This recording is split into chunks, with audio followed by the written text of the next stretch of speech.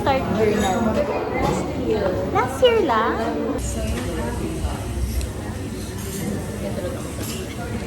First time ko lang mabigyan ng ganito. So cute!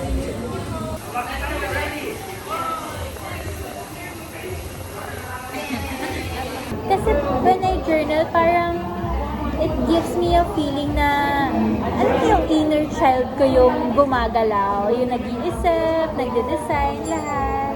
Can I touch it? If I may? Yes. Ay, ang ganda.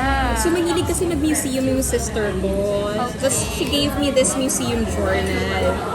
And then, you have to write down whatever thoughts, ganyan-ganyan. Ang saya! Sabi ko, it's nice kasi parang, you know, you get to really appreciate kung ano talaga yung mga art na nandun sa museum. Kaya lang sabi ko sa kanya, parang it's not for me kasi pinapag-isip mo ko eh.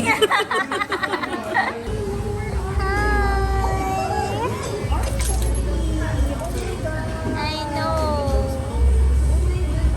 May headlights daw, kaya hindi siya sanay to be pet. Hey! Chunky, so pretty.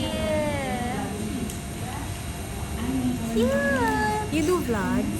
Hindi Parang din- personal, Oo, ano lang, personal diary, lang, oo. digital diary. Yes.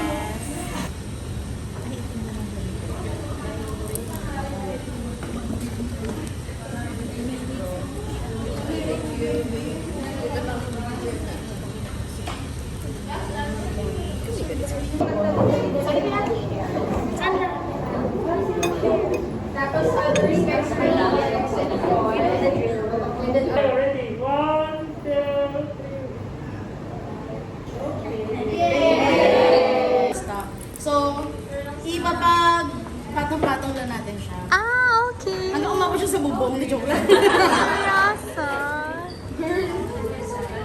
Ala. Guys, paano ng mga journal nyo? I'm so Mas makapal yung unfair. sa taas yung mas makapal yung page siya. Paano kaya? Sige, gaya natin to. Hindi, wait lang. Yung dalawang lang makapal, pwedeng sa gilid. Tapos yung mga kaya pang i-flat dito muna. Yan, oo, sige. Another notebook natin sa yung ano, meron doon, may iba. Wait lang. Mama, I love you. Yan, you can write there. Ito na lang malaki. Yan, you can write there. Okay po?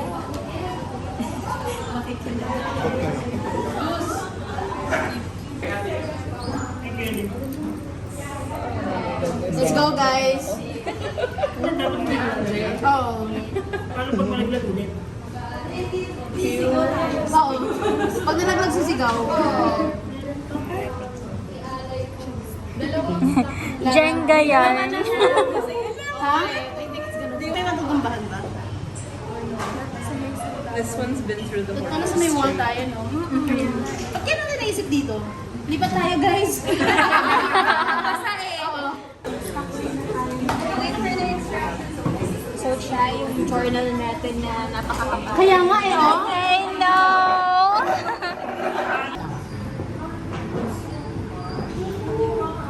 Galing mo, Lara.